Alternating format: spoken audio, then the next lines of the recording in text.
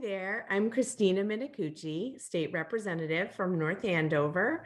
I'm here today to talk a little bit about COVID-19 and the response from our local healthcare providers. So on the show today, I have Dr. Zandra Kelly from the Greater Lawrence Family Health Center and Dr. Eduardo Haddad from Lawrence General Hospital. So I'm going to start off first with Dr. Haddad. I'd like to hear a little bit about how Lawrence General has been managing the COVID-19 crisis and what people could expect if they need to use your facility at this time and what you offer to patients in the area. Good morning, Christina. Thanks for the opportunity to reach our community. The hospital, as you know, has been involved deeply in the COVID crisis. Initially, as a place where you could come to be treated, which was what we saw last spring and through summer on the initial wave, which was catastrophic for the whole healthcare system in America. And we were no different. Being in Lawrence, we had a heavy exposure to very sick patients, and we had to expand our intensive care capacity. We had to use all of our resources, medical staff, nurses, and essentially exhaust all that we had to try to keep people alive. And honestly, that was not of tremendous success because of the nature of the disease. So those were very sad times that luckily we have been able to overcome. As the second wave came, we were more prepared. The type of patient need was a little bit different, not as much intensive care, but more just regular medical care. The rate of survival was much greater. And even for the ones in the ICU with the newer treatment modalities, they responded better. In between those two times, there was an effort to reopen, as you know, because all of the pent-up demand for regular medical care existed and was clamoring for action because it had been put on the background through the whole spring and summer, so that there were a number of cases that needed immediate attention. So during that period of time, it was very difficult because we still had recent experience with very sick patients. There was the need to isolate, separate patients that were still in the hospital and to allow for safe care for the ones that needed to come in for other reasons. That was really a very difficult time. We reserved certain areas of the hospital exclusively for folks that had not been exposed, and we tried to segregate as much as possible the ones that were carrying the virus. Same thing with staff and advertising in a way to the community that we were open for business. Now, as we come out of this second wave, and we appear to be in a much better phase in regards to the community at large, where the incidence still being high in Lawrence and higher than the rest of the state has come down a lot. And we also have the staff that's mostly vaccinated. We are truly prepared to handle normal business again, which has been allowed, and we have gone from being on the red to now being on the green. So it's like night and day.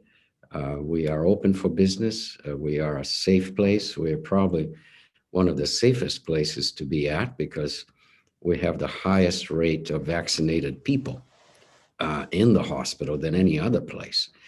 So from the patient's perspective, there should not be a fear of acquiring the virus because you came to the hospital. Thank you.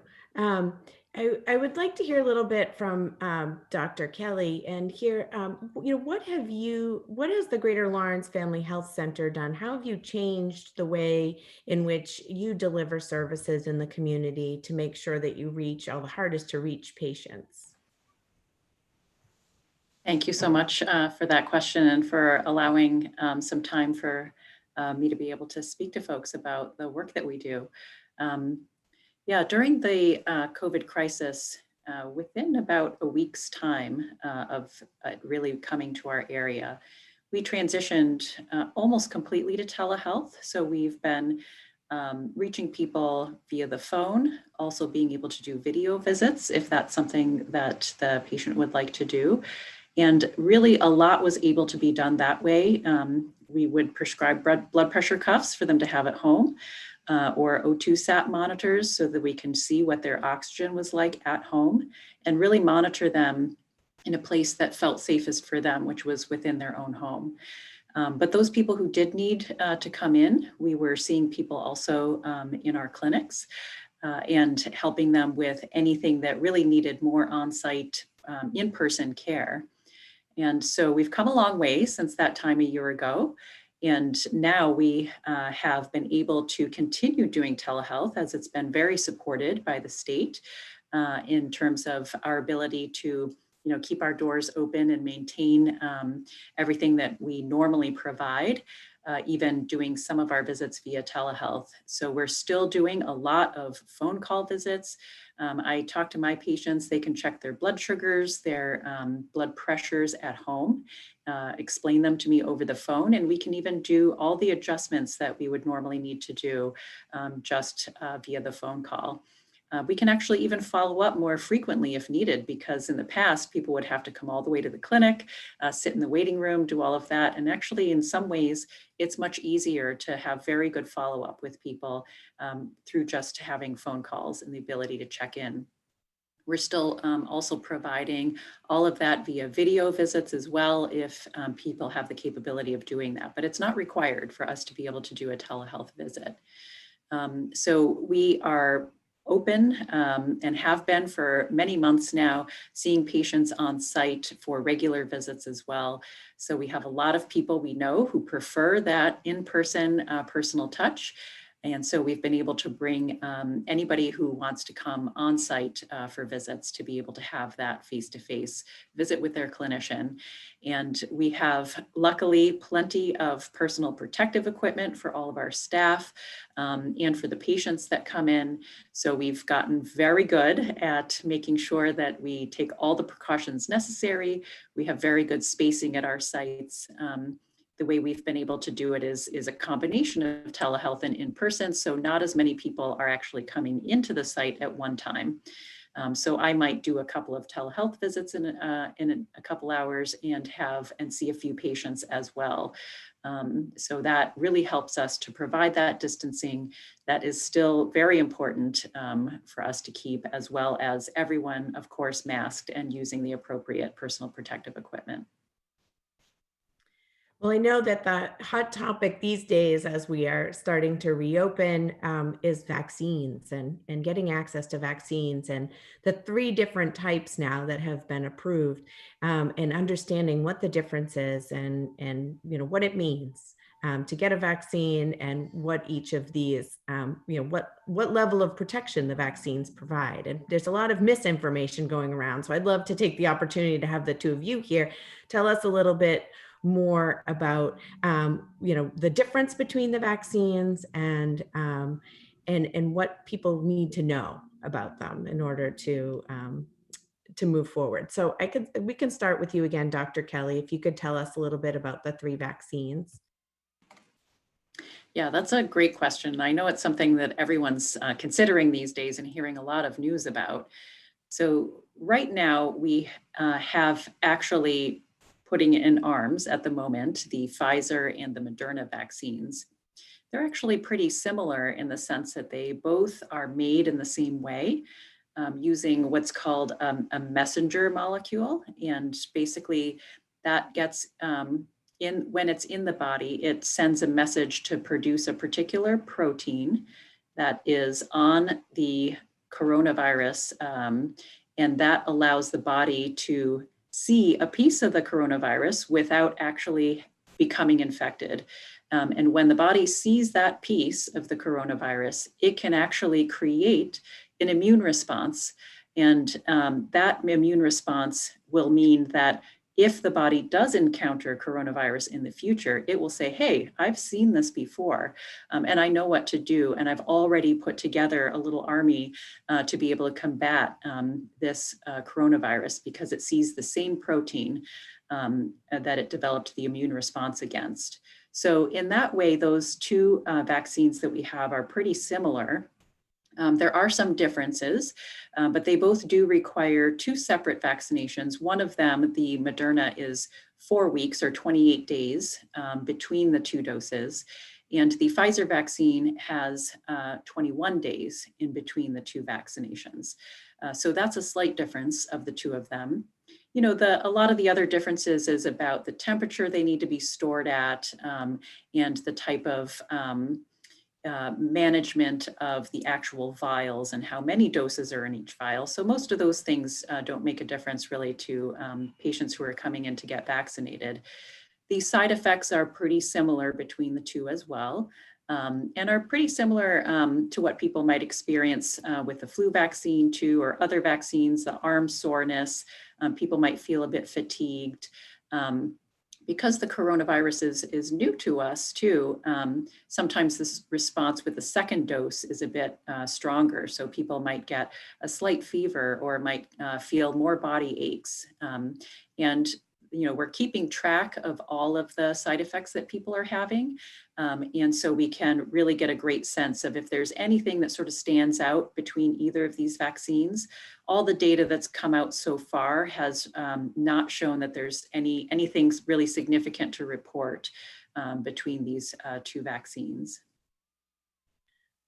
Dr. Haddad, do you have anything to add about, I'm not sure if Lawrence General is yet providing Johnson & Johnson vaccine, or if you know any more that you could add about that. I know for me personally, I always say, when it's my turn, I'm going to try to be first in line, because I can't wait, because it says, you know, as people become vaccinated, that moves us slowly but surely towards the other side of this. So what do you have to add about the vaccines and about the vaccine safety and the process?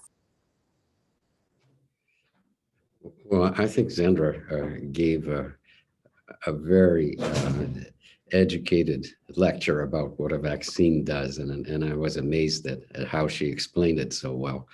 I'm not going to add to that. The Johnson & Johnson vaccine that is now out does have the ability of being capped at room temperature or a regular refrigerator.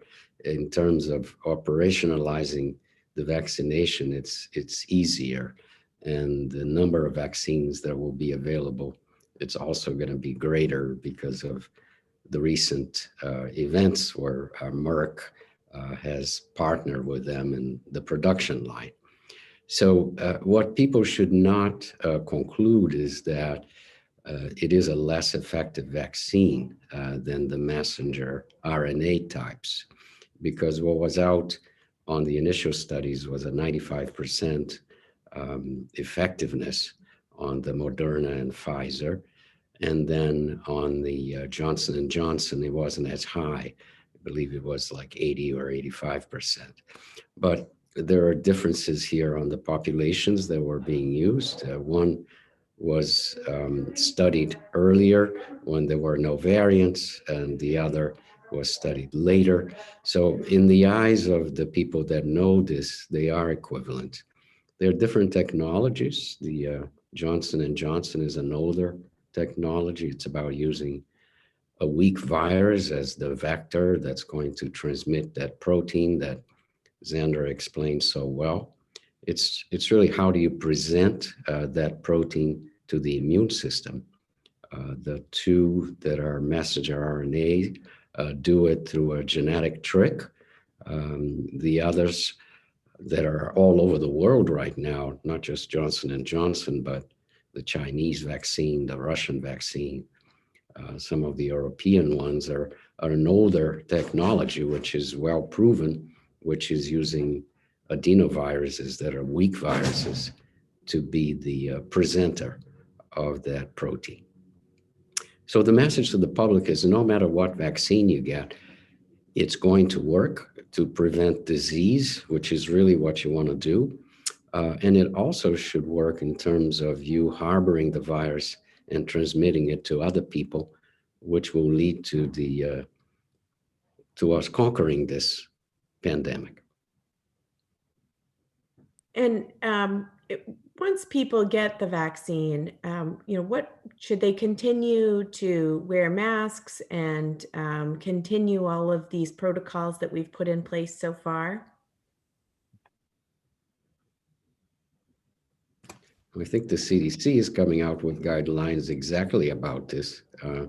There will be, I believe, in small gatherings that people that have been vaccinated and are in that room, there will probably be not as a strict protocol. I don't know what Xandra would have to say about this, but it is likely that they won't be as strict as it is right now. But in public or in crowds, we should still be masking and taking care of all of these precautions. Yeah, I think it's a great question that a lot of people are asking.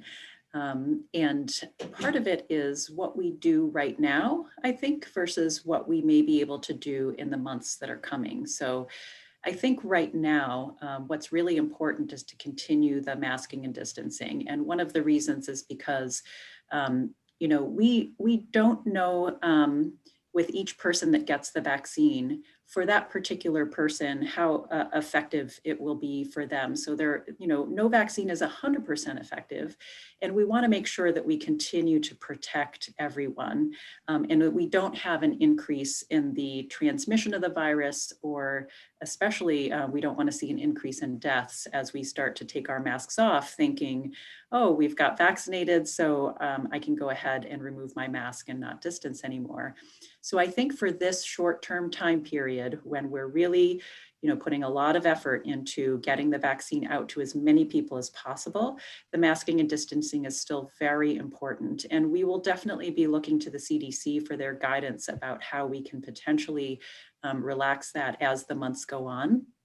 Right now, our rates, in our particular area are still relatively high.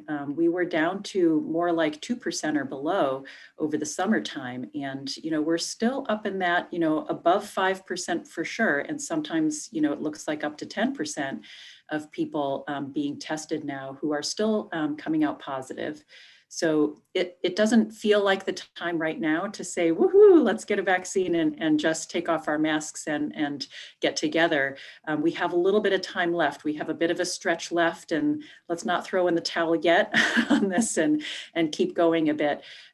Because we want to make sure that we protect everyone. And that's the goal of so many people getting vaccinated, is to really make sure we protect every last person, and we don't wind up passing it to someone who may not have mounted the response that they need after being vaccinated to really get the effectiveness. And then once we have a lot more people vaccinated, we may find guidance from the CDC, and of course we'll follow that regarding what we can do and how we can relax a bit, especially as it gets warmer and we can be outdoors a lot more. I'm sure there will be some decrease in restrictions coming, as long as we don't see another surge coming, which we certainly are keeping our eyes on the variants of the virus. So this is changes that occur in the virus as it replicates over and over with lots of people who've become infected. The virus can change. And as the virus changes, it has become a bit more easily passed from one person to another. So we just want to make sure that we are watching that and watching the rates of COVID in our area before we decide that it's time to take the next steps and take those masks off and the distancing. Well, some really interesting statistics. So March 5th, Essex County is now at about 18% with first shots. So that is really, really good news that we're 18% of our population with first shots in their arms. And I know a lot of second shots are happening this week, which is very exciting for our area. And I know we hear a lot about access to vaccines, and a lot of people are worried about when it's going to be their turn and how they're going to get an appointment. And I know that I have worked very closely with both Lawrence General and the Greater Lawrence Family Health Center to help constituents access appointments when they couldn't get on a computer or didn't have transportation. You've both been just phenomenal community partners. So if you could talk a little bit, I'll start with you, Dr. Kelly, then Dr. Haddad, and talk to us a little bit about your vaccine clinics and how people can access appointments at those clinics. Yeah, thank you so much for that. So we have put a huge effort into continuing to expand the number of vaccines that we can deliver every day. Last week, we did over 4,000 vaccinations in 1 week, and we've done a little over 11,000 total. So you can see there that there's a big ramp up that's been going on, and we're planning to expand even more. And one of the ways that people can access our vaccine sites is through glfhc.org. So that is our website. They can also call the clinic phone number and get access that way. So if they go to the website, there is an actual place where they can sign up for an appointment time, and their name will be put right in, and that'll get a confirmation. If they call our health center, we will put them into that system ourselves. We are also reaching out to every one of our eligible patients through phone calls. And so we started with our patients 75 and older. Now we're on 65 and older, or those with 2 chronic medical conditions. So we will actually be placing a phone call to every single one of our patients to try to get them in when their priority category comes up. So those are multiple ways that people can get in our clinic sites, and we're always updating. So keep your eyes out for other ways, and we post on Twitter and Facebook and other places too how people can get in to get vaccine with us. Thank you. Yeah, I know that you're constantly updating, and I always say to people, refresh, and you'll find some new appointments. But I've noticed, the pop-up clinics, I know you have a facility in Lawrence that's just for patients, but also have opened a standing clinic in Methuen. And I've heard there'll be another one coming to Haverhill. So that's great. The Family Health Center actually came to North Andover and helped us with some of our hard to reach elderly patients. We were really struggling to get some of our elderly residents appointments, and they were able to come and fill the gap, which was really phenomenal. Dr. Haddad, can you tell us a little bit about your clinic that you're running at with the City of Lawrence at South Lawrence East School, and what patients could expect when they were to go there? Right. So this is a very large operation, which is a combined effort between the hospital and the city, which is not an overture, because it's already been happening through the pandemic in terms of testing. As you know, the 5-tent effort that occurred in summer and fall has been tremendously successful. It became one of the largest testing areas in the state. And this was a combined effort between the hospital, the city, and some private networks, including partners at the time. So already having that partnership ongoing allowed us to continue to receive supplies of the vaccine, even when other hospitals were temporarily stopped, as you know, a week or so ago. So because Lawrence General was connected to the city of Lawrence, we were never stopped on our supply coming from the state. And we've moved from initially giving vaccines at the hospital to the South Elementary School in Lawrence, which is much easier access, has good parking, and it's currently vaccinating close to 1,000 people a day. The access to vaccines at first was to first responders, and then it moved on to 75 and older and people with comorbidities, which is where we are now. To make an appointment, you have to go to either the hospital website and go through the vaccination button that exists in there, and it will take you to the availability of appointments, which can be within a week of request or even sooner. If there are cancellations, you get a call to come in sooner. This is also given by a phone line, which is available, and the city can also be doing their own appointments at the site. So it's as easy as we can provide at this point, and the goal is to make it even more accessible later with a mobile unit. Thank you. I know that one of the biggest challenges that we've faced through this is the lack of a phone line and the lack of ability of somebody to actually speak. And so I know that the City of Lawrence, as well as the Family Health Center, Lawrence General, have all provided phone lines for residents to call, and they've been in multiple languages, so nobody has to worry about whether or not that there's going to be somebody on the other end that speaks Spanish, or which has just really opened the door for so many people. Just yesterday, we had a visit from the governor, who came to one of the mobile health locations in Lawrence. And I don't know if Dr. Kelly, you want to speak a little bit to your mobile health outreach and how you've been reaching some of our elderly housing communities across the Merrimack Valley. Yeah, thank you so much. It was really just wonderful that the governor came yesterday to take a look at one of the sites that we're running that day. We have tried to reach out to various elderly housing areas to make sure that we bring the vaccine to them. So one of the things that Greater Lawrence Family Health Center really focuses on is, if the patient, can't come to us, how do we reach out to them and how do we find them where they are and help them to get the services they need? So we have been going out to various places within Lawrence. And that's with the help of some of the housing authority in Lawrence to let us know where we can go and where the need is. And so we'll just send a group of people to be able to get all the vaccine done at one time for any of the residents of those locations that would like to receive vaccine. So that's another way we've been getting folks vaccinated, especially those who have more trouble making it to the health center.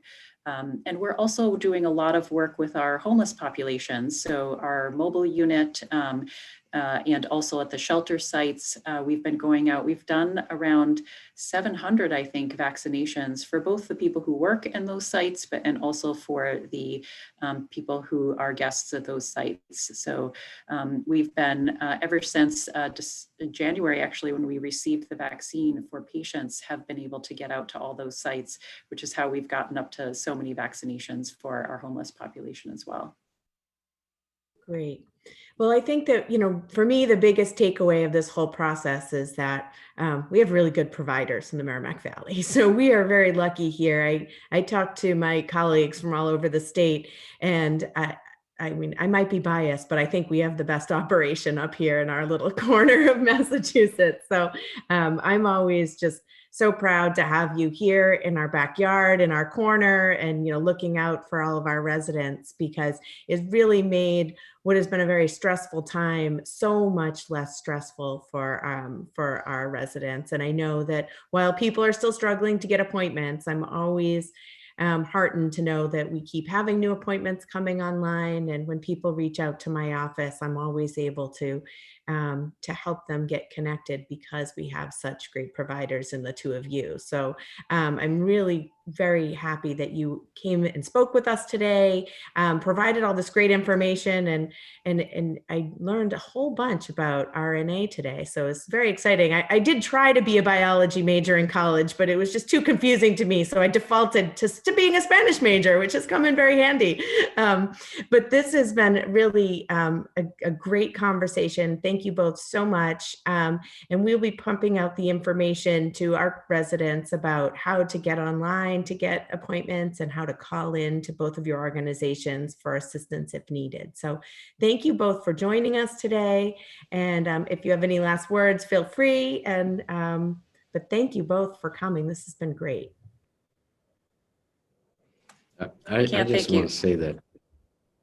I'm sorry, Sandra, you go ahead. Go ahead, Eduardo. I just I would was say just I gonna can't say- thank you enough for having us on and for the opportunity to share with our community what we can offer and how they can come in and get services, because we're really here to try to make sure that we ensure the health of our community. And right now, one of the biggest things is getting that COVID vaccine out for folks. So we're going to continue to expand, and we hope that we see your name on our list coming up, because that's the way we're going to really get through this together. And we want to be here for the community as much as we can. So thank you so much for having me on to be able to share what we have to offer with the community. Thank you.